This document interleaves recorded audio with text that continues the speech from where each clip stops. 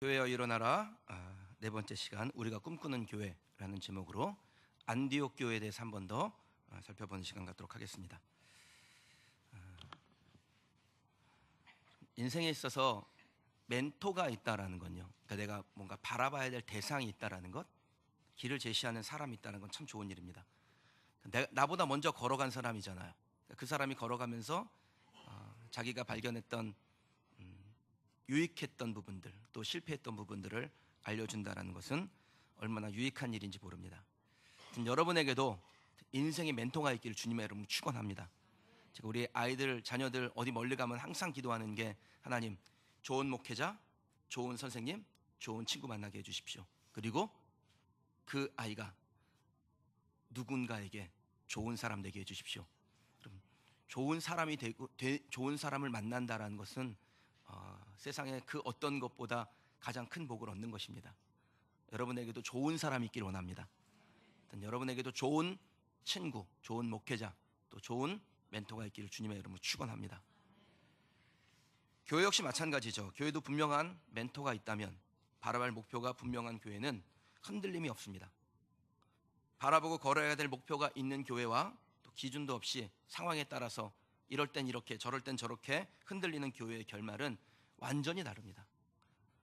저는 우리 교회가 정확하게 하나님께서 바라봐야 될 목표를 주시고 그 목적을 향해 달려나가는, 즉 영적인 멘토를 가지고 있는 교회 될 줄 믿습니다.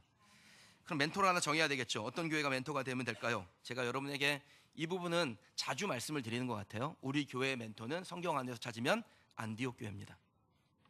가장 닮고 싶은 교회, 안디옥 교회.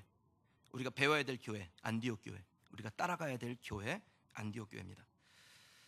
초대교회 때니까 가장 유명한 교회는 역시 예루살렘 교회였겠죠. 예수님의 제자 중에 수제자라고 할 수 있는 베드로가 담임 목사를 하고 있는 교회입니다. 예수님의 제자들이 같이 목회를 해요. 예수님의 친동생들이 영적으로 완전히 거듭나고 성령 받고 그 교회에서 장로와 같은 역할을 합니다. 막달라 마리아는 아마 권사님이 되셨을 거예요. 거기에 몇만 명의 성도들이 모여 있었습니다. 그런데 그 예루살렘 교회보다 우리가 더 닮아야 될 교회는 안디옥 교회입니다. 왜 우리가 안디옥 교회를 닮아야 될까요? 안디옥 교회 안에 어떤 우리에게 제시하는 멘토와 같은 역할을 하는 내용이 있었기에 우리가 닮아야 될 교회라고 정했을까요? 세 가지를 좀 살펴보려고 합니다. 안디옥 교회 어떤 교회였습니까? 첫 번째는요, 저를 한번 따라 하시죠. 예수님이 주인이신 교회. 예수님이 주인이신 교회. 이것이 안디옥 교회였습니다. 지난주 안디옥 교회에 대해서 말씀드릴 때 안디옥 교회 교인들이 별명을 하나 얻었다라고 말씀을 드렸죠.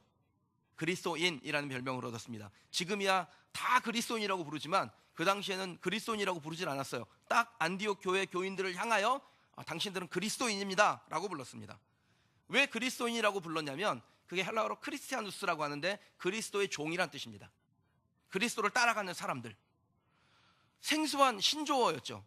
아무도 그리스도인이 아니었던 시절에 안디옥 교회 교인들이 그리스도인이 된 겁니다. 안디옥 교회가 시작되기 전까지는 복음을 듣고 예수를 따르는 사람들이 있었어도 그저 유대교의 한 분파 정도로 인정받았습니다. 기독교인들을 볼 때 유대교인들하고 뭐 그렇게 다른 게 없는 거예요. 교리에서 조금 차이가 있지 다 비슷비슷한 사람들이라고 생각되었는데 안디옥 교회의 교인들은 뭔가 달랐다는 겁니다. 그들은 복음을 받아들인 후에 자기의 삶을 바꾸고 습관을 바꾸고 세상 사람들과 같지 않게 살았습니다.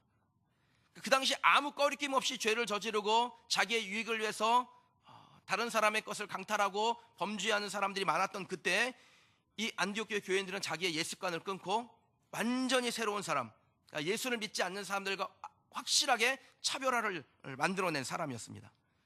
처음에는 그들의 신앙생활이요, 비웃음과 조롱의 대상이었어요. 저렇게 바보같이 살아? 저렇게 어리석게 살아? 그렇게 사람들에게 조롱받았는데, 그래서 그리스도인이라는 이름이 원래는 조롱받는 이름이었어요. 그런데 점점 이 안디옥 교회 교인들 때문에 그리스도인이라는 이름은 찬사와 존중과 인정의 단어로 바뀌었습니다. 모든 사람들이 자기 이익을 따지고 배신하고 강탈하던 그 시대에 예수 그리스도를 믿고 자기의 삶을 바꾸고 누군가 다른 사람을 위하여 살아간다는 것이 무엇인지를 보여주는 이 안디옥 교회 교인들은 그 도시에 사는 사람들에게 신뢰와 존경과 인정을 받는 사람이 되었다라는 겁니다. 그러면 이 안디옥이라는 도시가 뭐 자그마한 동네라서 선한 일 조금 하면 금방 소문나는 그런 곳이었을까요? 여러분, 이 안디옥이라는 도시가 어마어마하게 큰 도시예요. 성경에는 두 개의 안디옥이 나오는데 하나는 비시디아라는 지방에 있었던 안디옥입니다. 터키에 있었던 거예요. 그리고 이 수리아라는 지방에 있었던 다메섹을 중심으로 수리아라는 지방에 있었던 안디옥, 이 두 가지가 나오는데 오늘 본문에서 나오는 이 안디옥은 수리아 지방에 있는 안디옥입니다.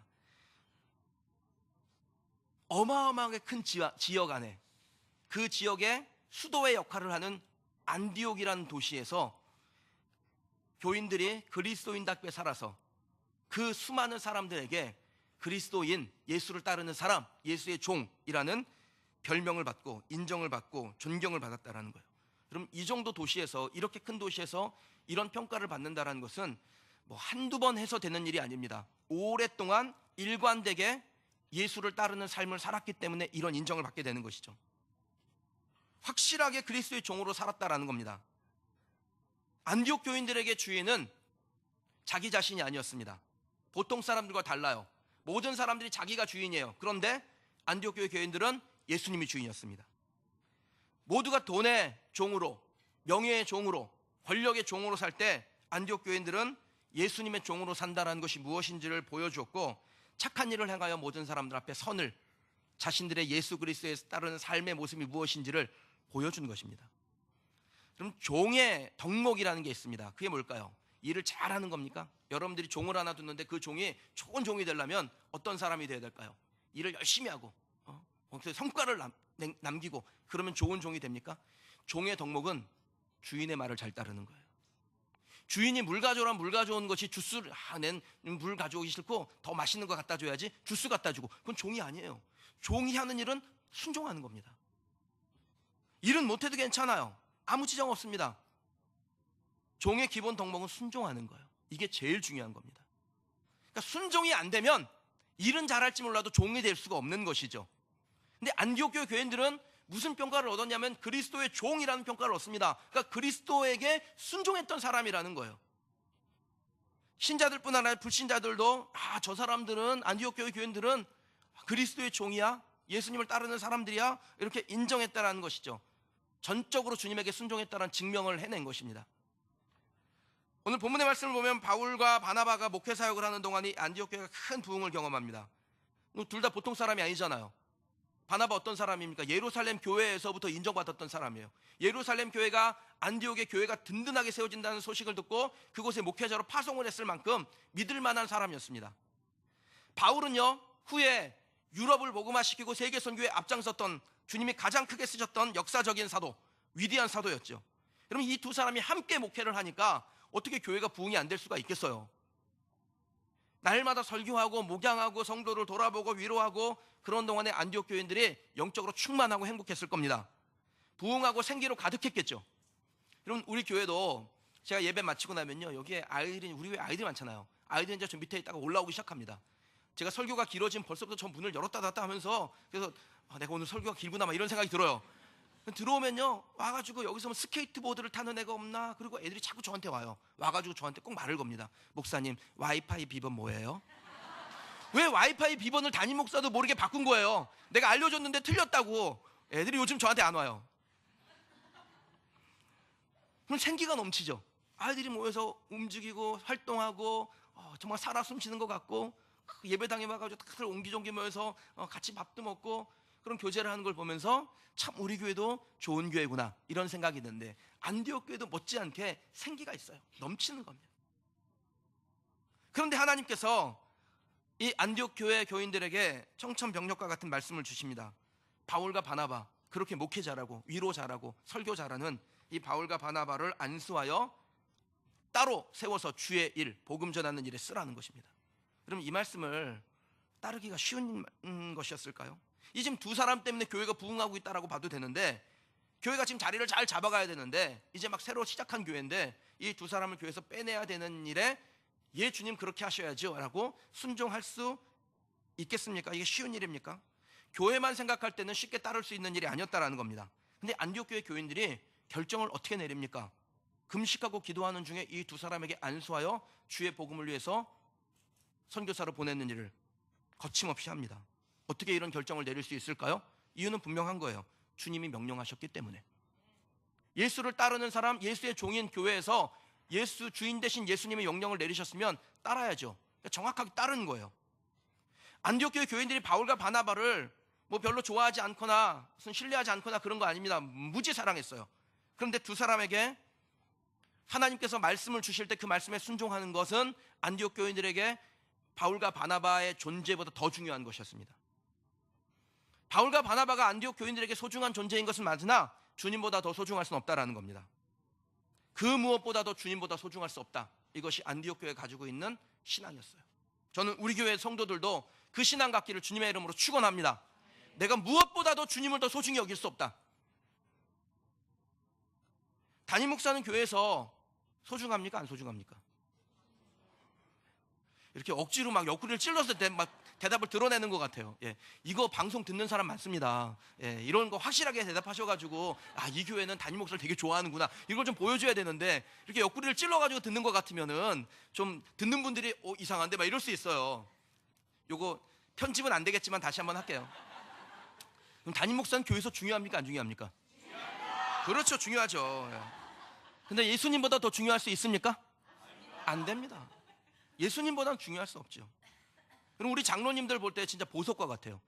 제가 우리 장로님 두 분을 보면서 무슨 생각을 하냐면 앞으로 우리 교회 장로님들이 이제 많이 세워질 텐데 진짜 좋은 장로의 모델을 우리가 가지고 있구나. 앞으로 제 집사님들이 때가 되면은 교인들의 선택을 받아서 또 하나님 앞에 안수 받아서 장립될 텐데, 장로로 이분들이 어떤 장로가 되겠다라고 결정을 하겠어요. 우리 이상배 장로님, 문혁이 장로님 같은 분들이 되어야겠다, 이런 생각을 할 거 아닙니까? 그러니까 우리는 진짜 좋은 장로의 모델을 가지고 있는 거예요. 보석과 같은 분들이에요. 그런데 여러분, 그래도 예수님보다 중요할 수는 없습니다. 여러분은 저에게 매우 소중한 분들이에요. 제가 오늘 이렇게 찬양을 하는데 사랑한다 아들아 내가 너를 잘 아노라, 그 얘기 하는데 우리 찬호가 눈에 들어오는데, 찬호를 위해서 열심히 제가 기도했는데 청소년 올림픽에 정말 안타깝게 아깝게 간발의 차로 떨어져서 못 갔어요. 그런데 제가 찬송하는데 그런 마음이 확 들어요. 내가 계획 세웠다. 하나님께서 그런 마음을 주셨어요. 내가 계획 세웠다. 그래서 제가 가서 손을 붙잡고 기도했어요. 하나님이 계획 세운 아이. 소중하죠. 여러분, 성도들 한 사람 한 사람 소중해요. 어제 정영주 집사님 아버님을 전주에 계셔서 한번 좀 뵈러 갔어요. 갔는데 정 집사님이 찬양하는 중 울고 계시는 걸 보니까 아버님 생각이 또 이렇게 나나 보구나, 그런 마음이 들어요. 그걸 보면서 어제 아버지를 부르는데 제가 아빠 부르는데 마음이 그렇게 슬프기도 하고 막 그렇더라고요. 성도들 한 사람 한 사람 보면서 사업이 잘 되는 분은 기쁘고 또 어려운 사람은 좀 마음이 안타깝고 어떻게 하나님께서 길을 여시면 안 되겠나, 그런 마음이 들고 간절한 심령이고 그래요. 소중해요, 여러분. 그런데 여러분이 아무리 소중해도 예수님보다는 저에게 소중하지 않습니다. 여러분들도 마찬가지죠. 그 무엇도 예수님보다는 소중할 수 없는 거예요. 저나 여러분이나 교회의 주인 아닙니다. 어떤 사람들은 교회의 주인은 교인입니다 그러는데 교회의 주인은 교인이 아니에요. 여러분은 종이에요. 종이 주인이 될 수 없는 겁니다. 주인은 누굽니까? 예수님이시죠. 에베소서 1장 22절에 만물을 그의 발 아래 복종하게 하시고 그를 만물 위에 교회의 머리로 삼으셨느니라. 교회를 만물 위에 세우시고 그 만물 위에 서 있는 교회의 머리가 누구시냐면 예수님이세요. 그러니까 예수님이 모든 만물의 주인이시라는 거예요. 그럼 교회의 주인은 누굽니까? 예수님이시죠. 그럼 우리 교회는 그 누구보다도 예수님보다 중요하지 않습니다. 그 누구도. 우리 교회 주인은 예수님인 줄 믿습니다. 그러니까 우리는 아무리 납득이 안 돼도, 이해가 안 돼도, 내 생각과 달라도 주님이 말씀하시면 그 말씀 앞에 순종하는 거예요. 그게 교회예요. 그게 종입니다. 베드로전서 4장 16절에 보면 만일 그리스도인으로 고난을 받으면 부끄러워하지 말고 도리어 그 이름으로 하나님께 영광을 돌리라, 이렇게 말씀합니다. 그리스도인들이 하는 일이 뭡니까? 예수님에서 고난당하는 거 거절하지 않는 거고요, 그것 때문에 하나님께 영광 돌려드리는 거예요. 우리가 주인이면은 고난당하지 않으려고 할 겁니다. 근데 종 되면요, 고난당하는 걸 두려워하지 않아요. 주인 때문에. 주인으로 인해서 내가 고난당하는 것, 주인을 위하여 고난당하는 것 두려워하지 않는다라는 것입니다. 그걸 영광으로 생각을 해요. 예수를 주인 삼고 따르는 사람은 고난을 당할 때, 손해를 볼 때, 창피당할 때, 소중한 것을 빼앗길 때 주인이신 예수님께서 원하시면 그것을 하는 겁니다. 저는 우리 교회가 그렇게 하기를 원하고 그것을 영광으로 생각하는 교회요 성도가 되기를 주님의 이름으로 축원합니다. 제가 우리 교회에서 목회하는 걸 정말 자랑스럽게 생각하고 보람되게 생각합니다. 제게 아주 만족스러운 목회죠. 근데 예수님께서 이제 그만하거라 하시면 저는 그만하는 겁니다. 그게 종된 목회자가 하는 일이죠. 여러분들도 우리 교회 안에서 이런저런 역할들을 하시고 앞으로 하시게 될 텐데, 잘 하시다가 이제 좀 쉬거라, 또 다른 사람 세워야 되니까, 그러면 딱 내려놓고 기도의 자리에 가서 하나님께서 부르실 그때까지 영적으로 깨어서 기도하는 것, 그 일 잘 하시는 게 종의 자리에 있는 사람입니다. 안디옥 교회가 바로 그것을 잘하는 것이죠. 교회가 부흥하니까 좋으냐, 좋은 목회자들과 함께 있으니까 행복하냐, 그래 나도 좋구나. 그런데 이제 내가 할 일이 있으니 바울과 바나바를 세워서 복음을 위하여 보내거라. 주님 말씀하실 때 주님 그건 안 됩니다, 다른 건 다 돼도 그건 안 됩니다, 그러지 않아요. 예 주님 그래야죠. 그게 바로 예수를 따르는 사람, 그리스도인입니다. 사랑하는 성도 여러분, 우리 교회도 이와 같이 되기를 주님의 이름으로 축원합니다. 아무리 이해 안 되어도 주인이신 예수님께서 하라고 하면 하는 교회, 우리 교회에 유익이 없어도 예수님이 시키면 그거 하는 교회, 받아들이기 힘들어도 예수님의 종으로 순종하는 우리 교회 되기를 주님의 이름으로 축원합니다. 우리가 모델로 삼는 안디옥 교회, 어떤 교회였습니까? 두 번째는요, 저랑 따라 하시죠. 목회자와 성도가 함께 협력하는 교회. 목회자와 성도가 서로 대립하지 않고 하나가 되고 축복하고 격려하고 위로하고 세우는 교회, 이게 안디옥 교회가 우리 교회에 나아갈 길입니다. 1절 말씀 같이 한번 좀 읽어보실까요? 읽겠습니다. 안디옥 교회에 선지자들과 교사들이 있으니 곧 바나바와 니게르라 하는 시므온과 구레네 사람 루기오와 분봉왕 헤롯의 젖동생 마나엔과 및 사울이라. 아멘. 안디옥 교회에 5명의 지도자가 있었다라고 성경이 말씀합니다. 근데 이들을 보면요, 목회자만 있는 건 아니에요. 목회자와 평신도가 서로 잘 어우러져서 협력하여 교회를 건강하게 세웠다라는 겁니다. 바울과 사울, 바울은 바나바와 사울, 바울이죠. 바울은 우리가 이미 아는 대로 말씀 잘 전하고 목양 잘하는 목회자였습니다. 두 사람에게 분명한 특징이 있는데, 한 사람은 설교를 기가 막히게 잘해요. 아무튼 명석해요. 바울이었죠. 주의 복음을 분명하게 전했습니다. 또 한 사람은요, 위로를 참 잘하는 사람이에요. 오죽하면은 별명이 바나바예요. 원래 이름은 요셉이었습니다. 그런데 위로를 너무 잘하니까 위로의 아들이라, 위로의 사람이라 그래서 사람들이 바나바 바나바 불렀습니다. 그러니까 한 사람은 설교를 분명하게 하고 복음을 분명하게 전하고, 그래서 그 복음 앞에 사람들을 헌신하게 했어요. 또 한 사람은 지치고 넘어진 사람 찾아가서 위로하고 격려하고 세워서 주의 일 앞에 헌신하게 합니다. 얼마나 목회가 잘 됐겠습니까? 이 두 사람이 교회를 목회할 때 교회가 얼마나 풍성했겠습니까? 제가 이 말씀을 묵상하면서 나도 안디옥 교회를 섬겼던 바울과 바나바처럼 때로는 말씀을 분명하게, 복음을 선명하게 전하고, 그리고 때로는 연약한 지체들을 위로하고 용기를 주고 또 세워서 하나님의 일에 헌신하게 하는 성도로 세워야 되겠다, 이런 생각을 합니다. 여러분 늘 그렇게 기도해 주시기를 부탁드립니다. 평신도 중에 지도자 3명이 있는데, 첫 번째 나온 사람이 니게르라고 하는 시므온이에요. 이름이 시므온인데 니게르라고 사람들이 불렀습니다. 이 니게르라는 말은 라틴어로 검다라는 뜻을 가지고 있습니다. 우리가 흔히 아프리카 사람들을 향해서 비하하는 말로 종종 그런 얘기 하잖아요. 니그로 니그로 그러잖아요. 그게 검다라는 라틴어에서 나온 말이에요. 그러니까 이 사람은 아무래도 출신 성분이 좋은 쪽 사람들은 아니었겠죠. 저기 아프리카 어딘가에 살다가 온 사람일 가능성이 있습니다. 두 번째 사람은 구레네 사람 루기오라고 나옵니다. 이 안디옥 교회가 어떻게 세워졌냐면, 사도행전 11장 20절에 보면 안디옥 교회가 생성되는 이유가 나오는데, 스데반의 박해 때문에 사람들이 막 흩어졌어요. 흩어졌는데 그때 구레네 사람 몇 사람이 안디옥에 이르러서 복음을 전하여 교회를 세웠다라고 성경이 기록하고 있습니다. 그러니까 이 루기오라는 사람은 구레네 사람인 걸 보면 아마도 안디옥 교회를 설립하는 데서 중요한 역할을 했던 사람일 가능성이 높지요. 그럼 우리 교회도 이제 3년 막 넘었기 때문에 이제 성도들이 많이 모여서 그런 이제 경계가 좀 느슨해졌는데, 초기에만 해도요 딱 설립 멤버들이 있었다고요. 여기에 또 곳곳에 계시죠. 지금 곳곳에 계세요. 설립 멤버들이. 루기오는 안디옥 교회 설립 멤버였는데 그 안디옥 교회 설립 멤버로 교회 안에 머물면서 좋은 지도자가 되고 영적으로 깨어서 기도하는 사람 됐어요. 뒤로 물러가지도 않고 너무 앞서지도 아니하고 잘 어우러져서 교회를 건강하게 세우는 역할을 합니다. 여러분, 우리 교회 설립 멤버들 많으신데 여러분, 설립 멤버들이 영적으로 깨어있고 그 마음이 열려져 있고 새로운 새가족이 오면은 그를 품어내고 세워주고 격려하는 그런 하나님의 사람이 될 때 교회가 건강해집니다. 제가 부탁드립니다.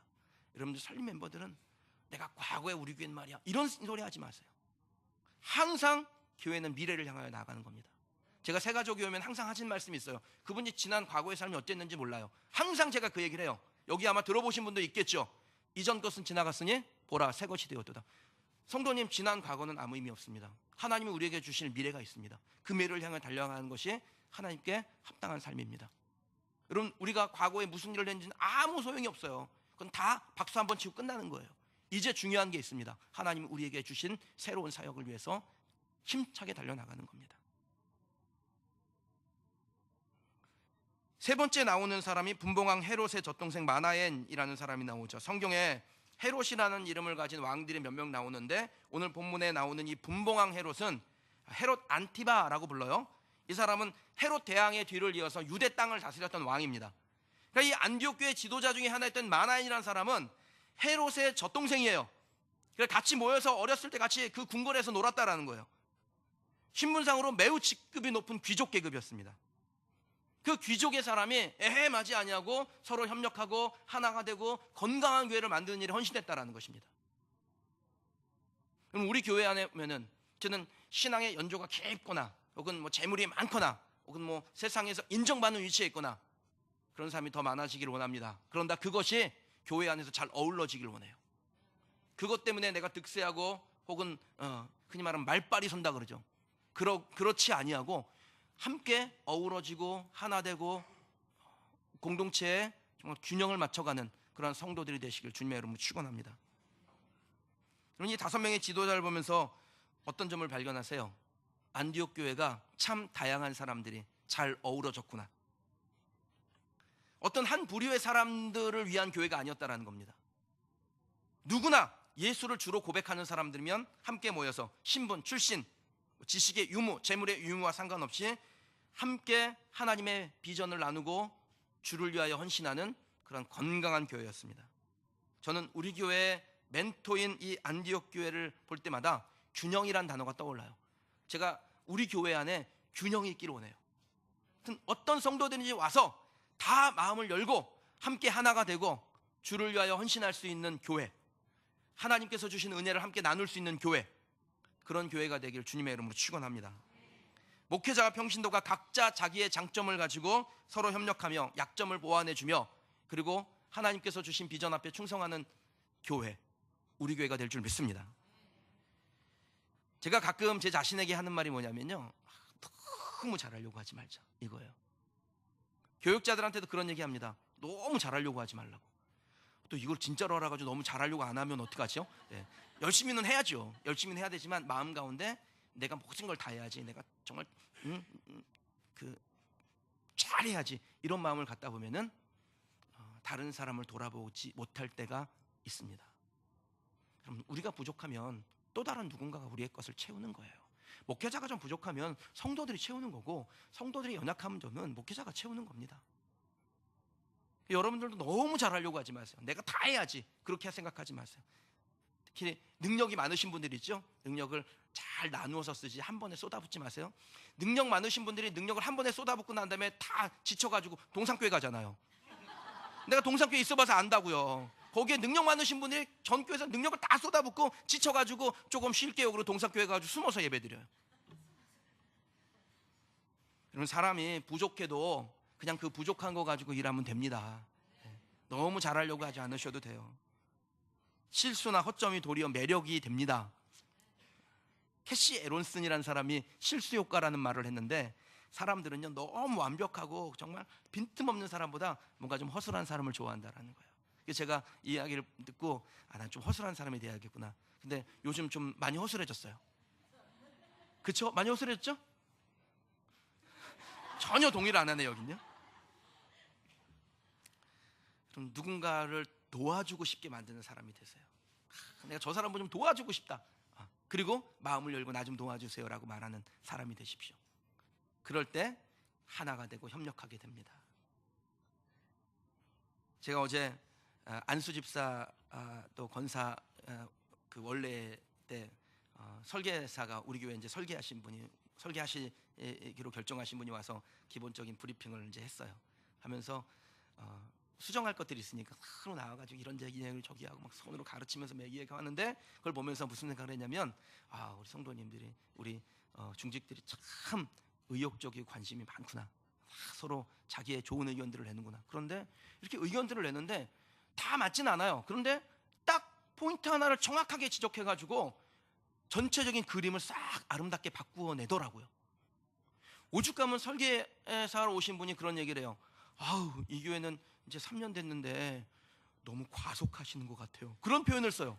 그러니까 그분이 볼 때 이렇게 속도감 있게 그리고 또 건강하게 가는 교회가 흔치 않았던 거예요. 교회를 여러 개 본인이 설계했을 거 아닙니까? 근데 쉽지가 않은 거예요. 와가지고 막 싸우기도 하고 막 언성이 높아지기도 하는데 우리 교회들은 막 그냥 서로 토론하고 이야기하고 또 격려하고 하니까 이분이 볼 때 그리스도 교회 같은 교회를 찾아보기가 어렵다라는 겁니다.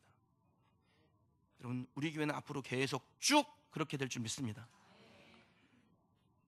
우리가 해야 할 일은 연약한 지체를 만나면 도와주고 또 내가 연약함이 있으면 도와달라고 하고 비난이 아니라 격려와 도움의 손길을 내밀고 받는, 그래서 서로 협력하고 균형을 맞춰가는 우리 교회가 안디옥 교회 같은 교회가 되는 것이고 하나님이 기뻐 쓰시는 교회가 되는 것입니다. 바울이 분명한 말씀을 가르쳤던 것처럼 바나바가 성도들을 위로했던 것처럼 우리 교회는 목회자가 말씀을 잘 가르치고 성도들을 위로하는 교회가 될 줄 믿습니다.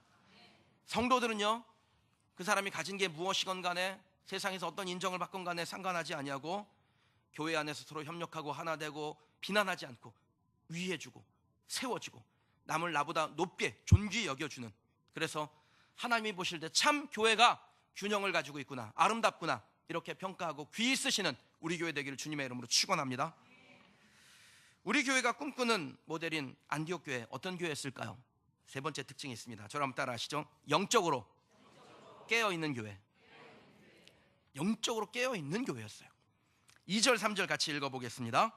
주를 섬겨 금식할 때 성령이 이르시되 내가 불러 시키는 일을 위하여 바나바와 사울을 따로 세우라 하시니 이에 금식하며 기도하고 두 사람에게 안수하여 보내니라. 아멘. 그럼 안디옥 교회의 강점이 무엇이냐면 평안할 때, 행복할 때, 좋을 때 영적인 생활을 게을리하지 않는다라는 겁니다. 2절에 보시면요, 주를 섬겨 금식할 때라는 말씀이 나오는데 그 단어 하나가 생략이 돼 있어요. 아우톤이라는 헬라어 단어인데 그들이라는 뜻입니다. 그러니까 그들이 주를 섬겨 금식할 때 어떤 사람이라는 거예요? 그 5명의 지도자를 말해요. 영적으로 깨어 있었던 지도자들이 있는 교회였다라는 것입니다. 저는 우리 교회에 어떤 중직자들이 더 영적으로 깨어 있기를 원합니다. 그래야 성도들이 저렇게 기도하는 것이구나, 저렇게 영적으로 깨어 있는 것이구나, 그거 볼 거 아닙니까? 그렇게 영적으로 교회가 깨어 있고 수시로 성도들이 하나님 앞에 주를 섬겨 금식하며 기도하니까 어떤 일이 일어나요? 성령의 음성을 듣는 거예요. 하나님이 말씀하시는데 그 말씀이 무엇인지가 명확하게 들려요. 성령께서 할 일을 제시해 주세요. 여러분, 교회라고 다 같은 교회가 아닙니다. 여러분, 성령님이 말씀을 하지 않는 교회도 있고 말씀을 주시는데 뭔 소리인지를 못 알아듣는 교회도 많습니다. 사무엘상 3장에 보면요, 어린 사무엘이 주를 위해서 자기를 드렸을 그때에 시대가 어떤 시대였냐면 하나님의 말씀이 희귀하고 이상이 흔히 보이지 않는 시대였습니다. 하나님의 말씀이 희귀해요. 안 들려요. 성령이 말씀하지 않아요. 그리고 이상이, 비전이, 달려갈 방향이 보이지 않는 시대였습니다. 그럼 그런 시대에 엘리 제사장은 자기의 침소에 가서 누워서 잤습니다. 그런데 한 사람이, 어린 사무엘이 자기의 처소에 가지 아니하고 여호와의 성전, 그 하나님의 궤가 있는 여호와의 전에 누웠더니, 그러니까 사무엘은 자기 집에 가서 자지 않냐고 어디서 자는 거예요? 성전에서. 하나님의 괴가 있는 그곳에서 하나님의 말씀 듣기를 원한 것입니다. 그럴 때 어떤 일이 일어날까요? 사무엘상 3장 4절에 보면 여호와께서 사무엘을 부르시는지라, 하나님이 말씀하시기 시작합니다. 하나님의 말씀이 희귀하던 시대에 영적으로 깨어있는 사람이 있으니까 하나님이 그 사람에게 말씀하시는 거예요. 여러분, 지금 한국교회 영적으로 잠들어 있습니까? 하나님이 말씀 안 하실 것 같아요? 하셔요. 누구에게? 깨어있는 교회에게 하세요. 저는 우리 교회가 하나님의 말씀 듣는 깨어있는 교회 되기를 주님의 이름으로 축원합니다. 아무리 말씀이 희귀해도, 이상이 보이지 않아도 영적으로 깨어있는 교회가 있고 영적으로 깨어있는 성도가 있으면 하나님은 말씀하시고 분명한 길을 밝히 보여주실 줄 믿습니다. 안디옥 교회가 평안하고 다 잘 될 때, 손 놔도 될 것 같을 때, 이제 좀 쉬어도 되겠다 싶을 그때에 주를 섬겨 금식하며 하나님 앞에 기도했어요. 그러니까 성령이 나타나시죠. 말씀하세요. 그리고 사명을 주신데 그 사명 앞에 충성하게 됩니다. 기도하고 있으니까 주님이 사명 주신 거고, 기도하고 있으니까 그 사명 주실 때 그거 두려워하지 않냐고 감당하게 되는 겁니다. 우리 교회는 이제 3년 된 교회입니다.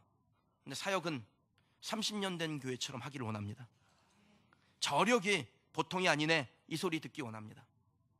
그리고 그럴 때 우리가 더 해야 될 것이 무엇입니까? 영적으로 깨어서 기도하는 것이죠. 주를 섬겨 금식하며 기도하는 것, 그 일이 저와 여러분들이 해야 될 일인 줄 믿습니다. 이제 이번 주간에 여기에 기도표가 크게 붙을 거예요. 교회에 오전, 오후, 저녁, 이렇게 세 파트로 나눠서 기도표가 붙을 겁니다. 여러분들이 일주일에 한 번, 내가 이날 화요일 오전 혹은 목요일 오후, 금요일 저녁 내가 기도하겠다 결정하시고 이름 적으시고, 기도의 릴레이가 멈추지 않냐고 주고받으면서 달려나가는, 그래서 영적으로 늘 깨어있는 이 강단, 이 예배당이 되기를 저는 원해요. 그럼 그렇게 협력해 주시기 바랍니다. 또 중보기도팀에서 성전 건축 끝날 때까지 우리가 이제 이곳에서 기도하다가 대략 건물 짓고 이제 뚜껑 덮으면 인테리어를 하기 전에도 저는 어쨌든 그곳에 들어가서 주일에만이라도 예배하려고 하는데, 그곳으로 옮겨서 계속해서 주의전이 하나님 앞에 드려질 그날까지 기도가 멈춰지지 아니하는 영적으로 깨어있는 우리 교회 되기를 주님의 이름으로 축원합니다. 성령님께서 안디옥 교회에게 주신 사명, 바울과 바나바를 세워서 선교사로 보내는 이 사명 앞에 영적으로 깨어있지 못했다면 그럼 감당하기 어려웠을 것입니다. 안디옥 교회가 어떻게 그 일을 감당할 수 있어요? 영적으로 깨어 있었기 때문이에요. 그리고 영적으로 깨어서 그 일을 감당하니까 하나님께서 더 큰 부흥을 주세요. 여러분, 우리 교회가 첫 해에 추수감사주일을 마치고 하나님께서 우리에게 주신 그 은혜에 감사하여 드린 예물 전부를 드려서 중국의 운남성에 신디엔이라는 곳에 교회를 세웠죠. 그 신디엔이라는 교회에 세워서 거기서 청년 지도자들, 교회 36개 산을 넘어서 돌보는 청년 지도자들 2명이 있었는데, 이미 보신 분들은, 만나신 분들도 있으신데, 그 청년 지도자 2명 그 교회에서 빠지면 안 될 사람들이에요. 근데 그 2사람을 신디엔 교회에서 안수하여 기름 부어서 선교사로 보냈습니다. 여러분이 지난 주일에 이성훈 선교사님 통해서 한 번 더 들었죠. 그럼 그게 쉬운 일 아닙니다. 어려운 일이에요. 그런데 그 일 어떻게 감당합니까? 교회가 영적으로 깨어 있으니까 되는 거예요. 그 교회는 정말 찢어지게 가난한 교회예요. 그런데 자기들이 먹을 거 아끼고 입을 거 아껴서 헌금해서 그 선교사들 보낸 겁니다. 그리고 날마다 기도하는 거예요. 그 교회의 영적인 지도자인 장로님, 그 장로님도 자기 아들 그렇게 보냈습니다. 여러분, 우리 교회도 이 중요한 시기에, 또 하나님께서 우리에게 평안 주시는 이 시기에 영적으로 깨어서 기도하는 성도의 교회가 되길 주님의 이름으로 축원합니다. 주님도 감당할 만해야 사명 주세요. 하나님께서 우리 교회에 사명 주시는 것은 감당할 만하니까 주는 거예요. 저는 우리 교회를 지금 건축하는 과정, 또 교회가 앞으로 품고 있는 비전들을 볼 때마다 일단 뭐가 보이겠습니까? 숫자가 보이잖아요. 숫자가 얼마가 들겠구나. 그 숫자 보면은 헉합니다. 그런데 하나님께서 감당할 만하니까 주셨겠지. 그리고 제가 만나는 다른 목회자나 어떤 성도님들이 그런 얘기를 하세요. 그리스 교회는 감당할 만하니까 주신 거죠. 우리 자기들이 볼 때도 감당할 만해 보이나 봅니다. 여러분, 하나님께서 우리에게 감당할 만하니까 이 사역 주신 거고, 우린 이 사역을 통해서 이걸 디딤돌 삼아서 더 많은 하나님의 나라를 위해서 더 많은 선교사들을 보내며 지역 주민들에게 복음을 전하며 다음 세대를 세우는 그리고 뜨겁게 주님을 예배하는 우리 교회 될 줄 믿습니다. 저와 여러분이 예수님을 주인 삼고 목회자와 성도들이 서로 존중하며 사랑과 또 하나됨으로 협력하고 영적으로 깨어있는 교회가 될 때 하나님께서 우리 교회를 안디옥 교회처럼 오랫동안 사용하시고 주의 일을 위하여 멋있게 사용하실 줄 믿습니다. 우리 교회가 안디옥 교회를 모델로 삼았던 것처럼 이제 앞으로 다른 교회들이 우리 그린시티 교회를 모델로 삼아서 그들도 하나님의 나라를 위해서 분연하게 일어나게 될 줄 믿습니다. 기대합니다. 교회여 일어나라. 이 거룩한 운동에 우리 교회를 하나님께서 중심에 세우고 우리를 통해서 하나님의 큰 일 행하실 줄 믿습니다. 그리고 그 일 앞에 헌신한 여러분들을 축복합니다. 시간 같이 한번 좀 기도하시겠습니다. 오늘 주님 주신 말씀 놓고 기도하십시다. 하나님, 우리에게 안디옥 교회처럼 예수님을 주인 삼는 교회 되게 하시니 감사합니다. 목회자와 성도들이 서로 존중하고 사랑하고 하나 되게 하시니 감사합니다. 무엇보다 이 중차대한 시기에 영적으로 깨어 있도록 우리에게 도전하여 주시고 깨어서 주의 말씀 듣는 성도가 되게 하시니 감사합니다. 하나님, 더욱 그렇게 하나님 앞에 안디옥 교회처럼 그리고 앞으로 우리 교회를 바라보는 많은 교회들에게 좋은 모델이 되는 멘토가 되는 교회가 되기 위하여 주 앞에 우리가 헌신하기를 원합니다. 그렇게 주님 앞에 함께 기도하시겠습니다. 은혜로우신